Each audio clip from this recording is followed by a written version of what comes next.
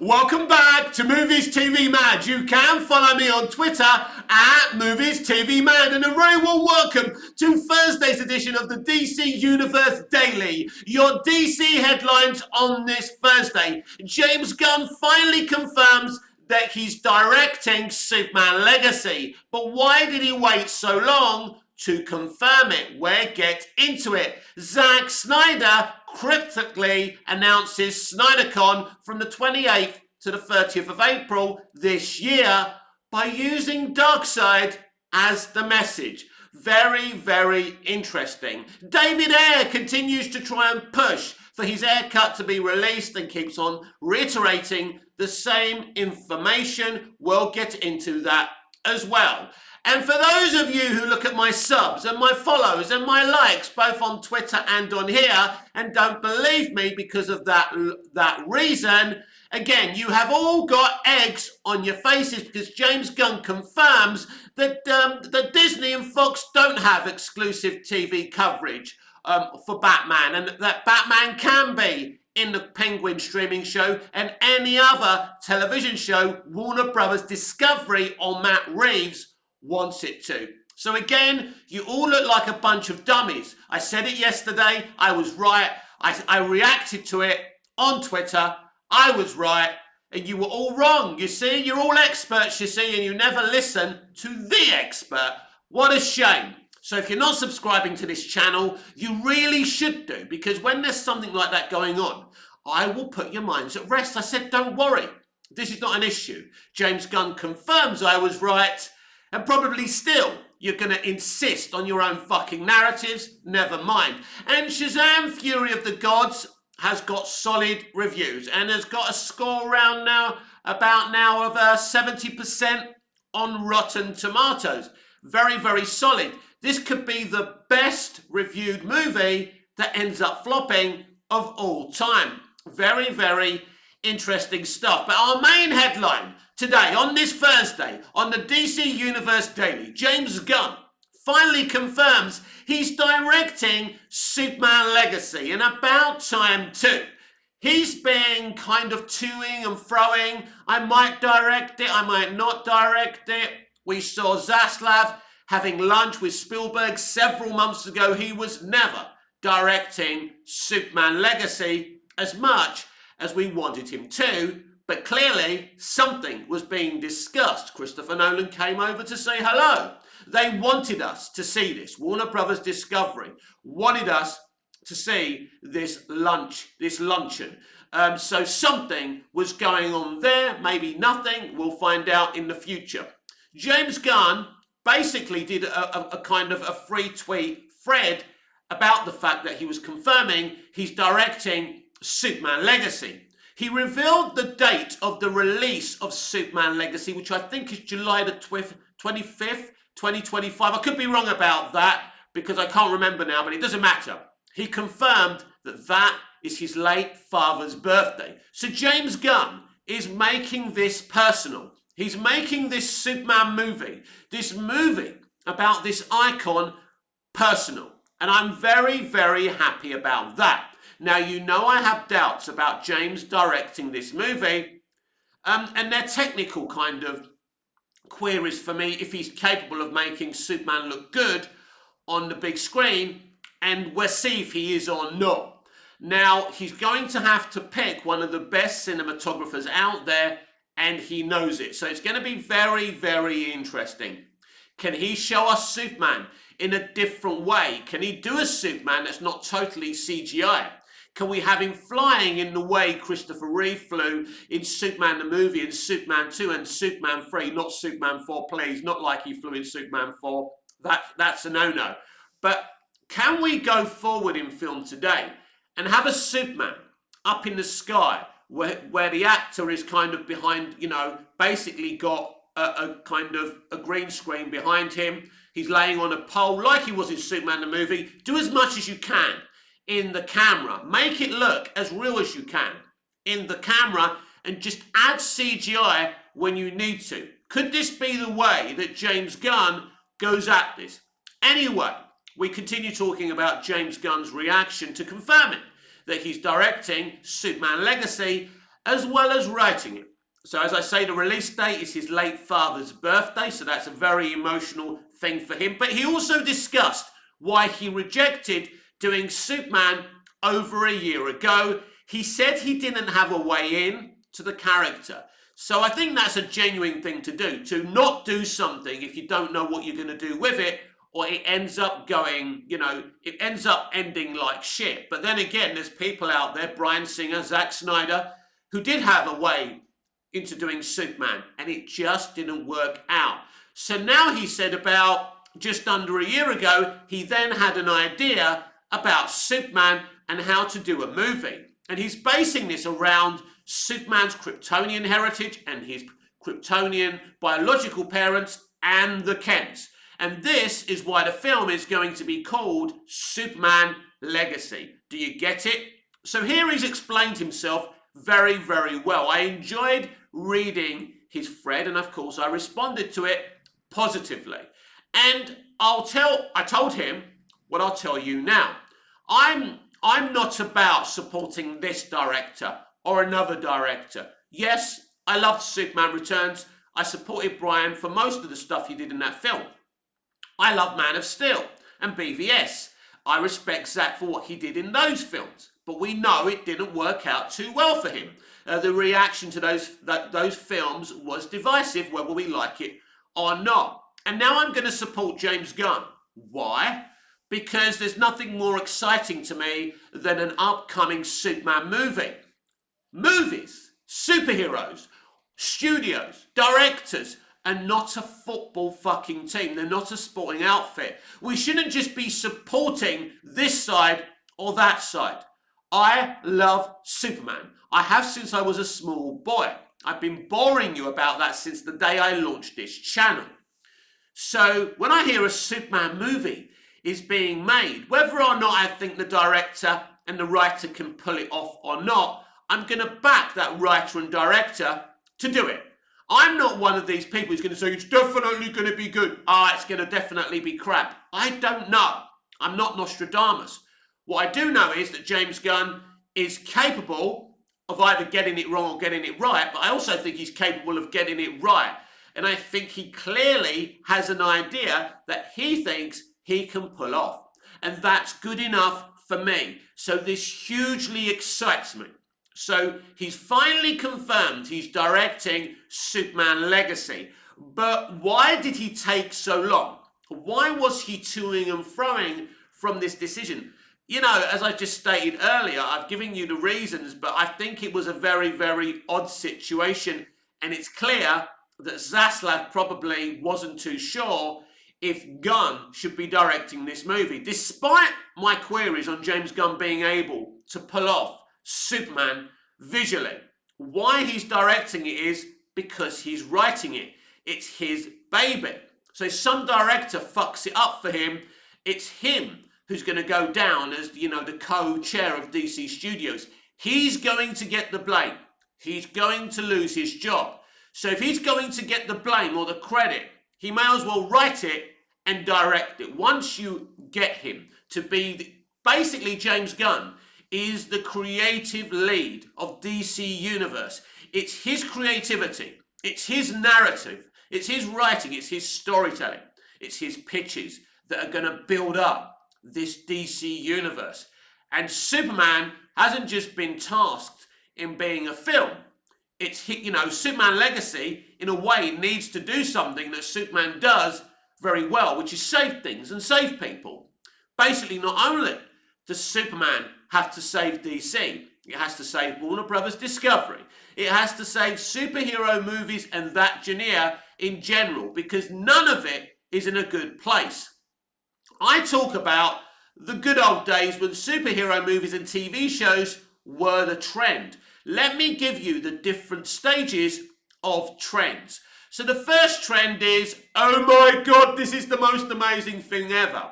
The MCU made superheroes into a trend. Smallville started it, but they still weren't a trend then. And then Singer's X-Men continued it, building that trend up, but it still wasn't a trend. Then Raimi really built that trend up, but it still wasn't a trend. It wasn't a trend until the first Avengers movie. So when you first get a trend, everybody loves it and is excited.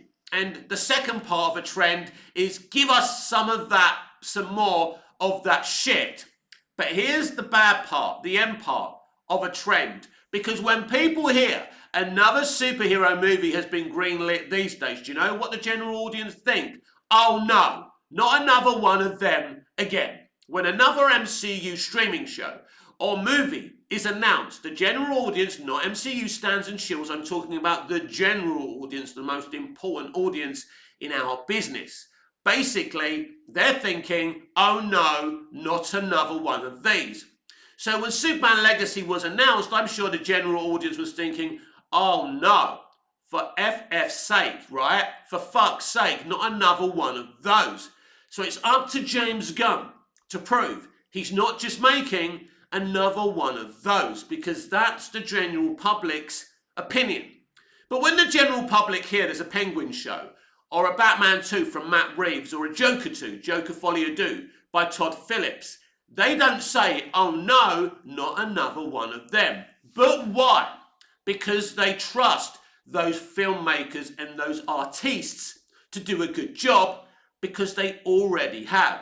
They trusted Christopher Nolan through Batman Begins, The Dark Knight, and The Dark Knight Rises, because they knew he would give us something unique, as he did. It was Kevin Feige who led all chapters of this superhero and comic book trend, and in a way, it's coming to an end. And a lot of people, me included, are suspicious that DC Universe is coming too little, too late. I hope I'm wrong, because it's okay to be wrong. I want to be wrong about this at the end of the day. But he, James Gunn, has finally given an emotional response to confirming that he's directing Superman Legacy. And as I said earlier, it's about time too. Now we know he's directing it. It's the only project coming up that we know who's writing and directing it. And I expect to find out a lot more in the upcoming CinemaCon, which is very, very exciting as well. Now we move on to Zack Snyder. A few months ago, James Gunn said he called Zack Snyder, and he basically, well, he didn't call Zack Snyder called him to congratulate him on his opening part of the Gods and Monsters DC Universe slate. He reiterated this phone call to Snyder fans to try and hint and assume that Zack is done with DC and he's busy with Rebel Moon, etc., and he seems to have moved on. Of course, this was never true. Zack never reiterated this to James Gunn. Well, yesterday, Zack Snyder posted on Twitter, I'm not sure where else he posted this, but he had this really good little trailer which mentions, basically mentions Darkseid. He hashtags Full Circle. He has the dates from the 28th to the 30th of April. Basically, I think, and at first I thought maybe this is the Snyder Cut going to be in that Kevin Smith movie theatre, and maybe it's that, but I don't think it is. It looks like we're getting a SnyderCon, which clearly will be somewhere in the United States. So if you live abroad, I'm assuming you won't be able to go again. Us lot who live outside of America are punished. That's so American, isn't it? But anyway, it looks like SnyderCon is happening, and I'm very excited. And of course, Zack Snyder, the Snyder Cut, restore the Snyderverse, sell Snyderverse to Netflix was all trending yet again. It's amazing. Now, it's interesting the kind of timing of James Gunn's announcement that he's directing Superman Legacy on the same day that Zack announces there's a Snyder Con. So did James announce this on the same day when he saw that basically Zack Snyder restored the Snyderverse and sell Snyderverse to Netflix was over-trending the Shazam movie and out-trending DC Universe, so he had to do something. Maybe he did it, maybe he didn't do it, maybe he was always going to do it. Who knows? But there does seem to be a bit of a power struggle here. Zack Snyder, while promoting and teasing SnyderCon 2023, could have easily had something referring to Rebel Moon. The moon is rising. We're going to get a full moon. But no, he doesn't mention Rebel Moon, the newest thing that he's making, something we're all very excited about. No, he mentions Darkseid and he hashtags Full Circle. So it's all very, very interesting. Zack Snyder knows exactly what he's doing. He knows how to stir the pot. He did it when he was fighting for his Justice League movie, his cut of the Justice League movie, the Snyder Cut. And this is why he won the war. He used us to win the war, but at the end, he won it himself with his intelligent tactics. He's a very, very clever man. Mentioning Darkseid and not Rebel Moon was a purposeful tactic, everyone, and there's no question about that. But I'm really excited about SnyderCon, even though I won't be able to go. But why? Because a lot of people, since he started working on the Army of the Dead franchise and now the Rebel Moon franchise, don't forget, he's just shot 2 Rebel Moon movies. The first one comes out at the end of the year. This was an original pitch for a Star Wars TV series to Lucasfilm. What I'm really excited about is if he makes some kind of final DC announcement. Will he tell the fans that he is finally moving on and there's no point fighting for this? Will he mention basically selling Snyderverse to Netflix? Will he tell the fans, look guys, stop, it's not going to work? Or is he going to encourage people to keep on going? Now these are the reasons I'm really excited for SnyderCon. What's he going to say? I don't think never in a month of Sundays is he going to sit there in front of hordes of his fans who are still hungry for his DC universe to have its completion and say, nah, don't bother with the Netflix thing, they're not interested.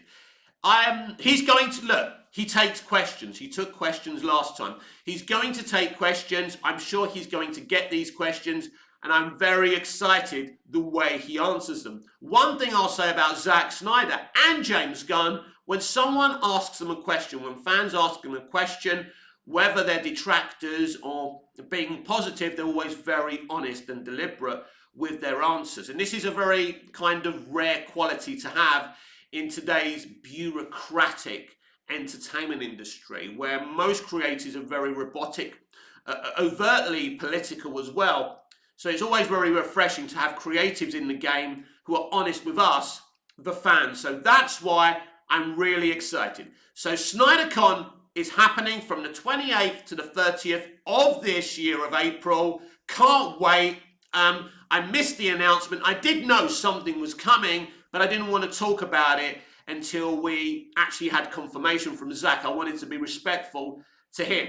By the time he announced it on Twitter yesterday, I'd already started uploading yesterday's video. And I think someone on my premiere goes, did you hear about this? And I did feel really bad. So I do apologize to my subscribers and anyone watching my video, because the daily video is supposed to update you. We're supposed to have a chin wag about what's going on in the DC universe. And I didn't do it yesterday because I missed the announcement. I was too late, basically. There was nothing I could do about it. But we're talking about it right now. My response to this is excitement. It shows how popular Zack still is, how popular his DC movies still are.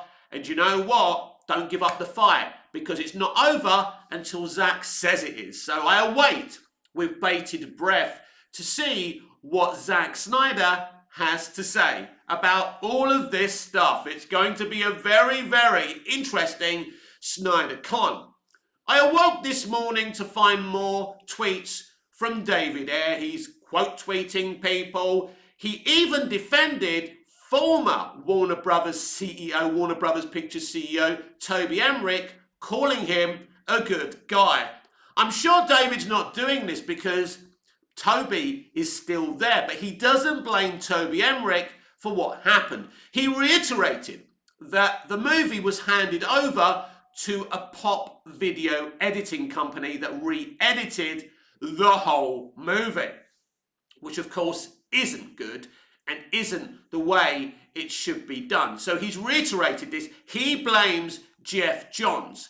So, you know, who put Jeff Johns in that position? The good guy, Toby Emmerich. By the way, who treated Zack so badly. Toby Emmerich, right? You won't get Zack Snyder calling Toby Emmerich a good guy. Look, I quote tweeted David. Maybe I'll get a response and I won't. I want to see his movie, but here's the truth. The decisions that Jeff Johns made brought home nearly $800 million for that Suicide Squad first movie.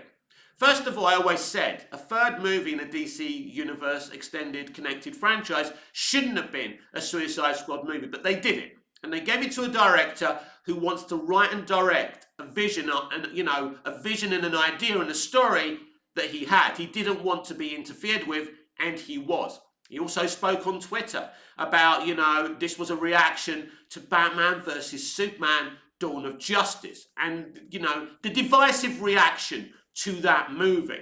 But of course, there's nothing new here. He's not revealing anything new. I feel bad for David.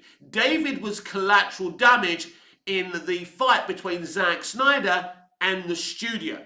And this is what corporate Hollywood attempted to do at the time. They were all chasing the Marvel model, the Marvel Studios model. And now Marvel Studios, Disney, and Warner Brothers are crashing and burning. It was Marvel Studios who created this brand model, brand over art. Where are we today? Everything Everywhere All at Once stole the Oscars, won nearly every single most important category in this year's Oscars, right? It's produced by A24, but here's the irony, it's also produced by Joe and Anthony Russo. You know, the guys who wrote and directed Infinity War and Endgame and took a parachute away from Disney, away from Marvel Studios, and joined now the studio to be a part of. Because A24 makes movies for art and to make money. Because if you make good artistic movies, they will make money too. And Disney and Warner Brothers decided to go the other way. Chase the brand, chase the IP, chase the franchise, chase the interconnected universes. And for Marvel Studios and Disney, it worked for a small time. But that game was over. They put all their eggs in one basket with a lot of holes in it. And now look where we are. Chasing the brand and the IP was a mistake. And David Ayer was the collateral damage. I'm quite sure The Ayer Cut is a wonderful movie and maybe would have made as much money as the theatrical cut. But we'll never know. So yeah, David Ayer continues to talk about this. I also told him that he shouldn't be putting his trust in corporate Warner Brothers because he shouldn't trust them.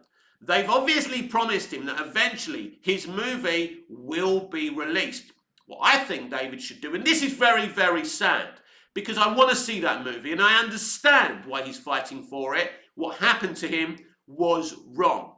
But I don't think they're ever going to release his movie. I think it's done. I think he should move on. Join a studio like A24 who won't interfere with him.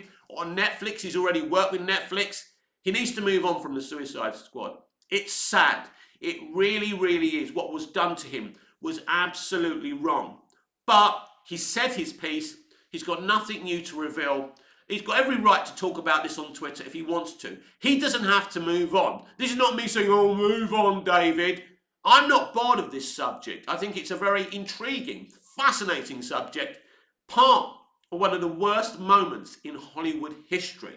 Because Warner Brothers made a decision by taking David Ayer's movie, an auteur's movie, and, rewriting it, giving David notes to do reshoots, and then getting a pop video editing company to re-edit the entire movie.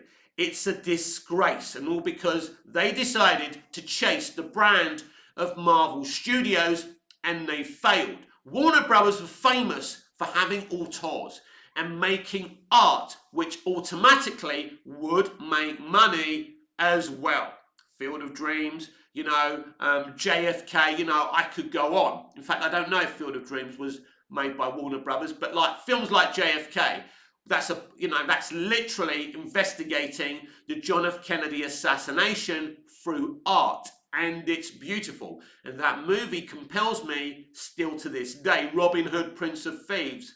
For me, no one's ever going to make a better Robin Hood movie than that. That's my challenge. Make one. Make one, New Hollywood. Let's see if you can do it. But the point being, Warner Brothers, in chasing Disney the lazy way by trying to knock down what Snyder did and rebrand it, and it didn't work, and they failed, chose the IP, chose the brand, and now Warner Brothers is burning because of it. And now Disney itself, after the success of Marvel Studios, is starting to burn down.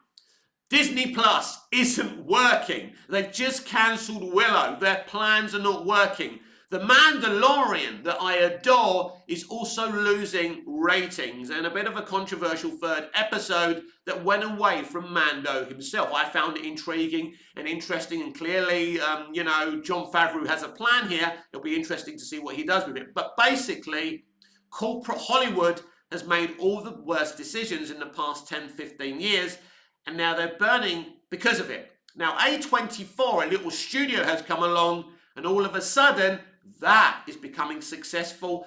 Basically, Hollywood is changing because now art is fashionable again. People don't want brands. People don't want IPs. And this is the difficulty now of James Gunn's DC Universe coming now. If James Gunn can make brands and IPs, right, like DC Universe be successful again, then Warner Brothers, can pull it off. But I think we're at the end of that trend, as I said earlier, and I've said many videos before. So I think the DC movies that will be really successful are the Batman 2, Joker Folly of Do. I love Superman. I'm desperate for Superman Legacy to be successful because I don't have my fandom on one director. I love Superman. I love these DC characters. I want everyone shilling James Gunn and saying, oh my God, this Superman film's amazing. Wow, just imagine what he's going to do with the rest of the universe. I want everyone relating to Superman and celebrating Superman as they did in 78 and 2001 with Dick Donner's Superman the movie and Gotham Miller's Smallville. Everyone celebrated Superman. Don't forget, there's Superman fans around today because of Smallville. That show created new Superman fans. There was boys and girls growing up, falling in love with Superman because of that show. And this is what the Phantom Menace did. There's adults today who grew up loving Lucas's prequels. That's why Anakin Skywalker is a small boy in the Phantom Menace, to grab all those kids and make new Star Wars fans. And this is how you do it. That kind of thinking, that depth of thinking, isn't in corporate Hollywood today. The corporate entity has taken over Hollywood. They over-focus on what you and I are talking about on social media. But the point being is the real movie fans aren't on social media. They're not having hot takes about what the best actor is, what the best Superman is, what the best Batman is. They're too busy watching fucking movies. The rest of us are on social media for attention. Let's be fucking honest about it. Why am I here on YouTube? Because I want fucking attention. I'm a vain bastard. I don't have even a lot of people watching me, and I do it, and I like the vanity of doing a video. Literally, I do premieres, and I watch myself on a video. That's how fucking vain I am, and at least I admit it, unlike most people on the internet. The real fans are out there. See what people are buying. That's how you do it. Don't listen to social media. People getting upset that actors are wearing fat suits. It's make-believe, right? What do you want them to do? Put £40 on to be in a fucking movie. What do you want, an obese actor to play the whale? I don't know what these people want. But these are not these asylum escapees, right? These Arkham Asylum escapees should not be fucking listened to. And Hollywood, and basically bureaucratic Hollywood, has been listening to the wrong people. It's time to put Hollywood in the hands of the writers and the directors, not the extremists in Hollywood today, not the writers of She-Hulk, but people who know what they're talking about. And it's really, really important because you can tell, and I'm talking about A24 a lot because I think what A24 is doing is amazing. And they're basically re-strategizing the industry, and that's very exciting for the art form. And now Disney and Warner Brothers and other studios, the biggest studios, are paying the price for chasing after the brand. Warner Brothers basically sacrificed David Ayer to chase a brand, and they lost out.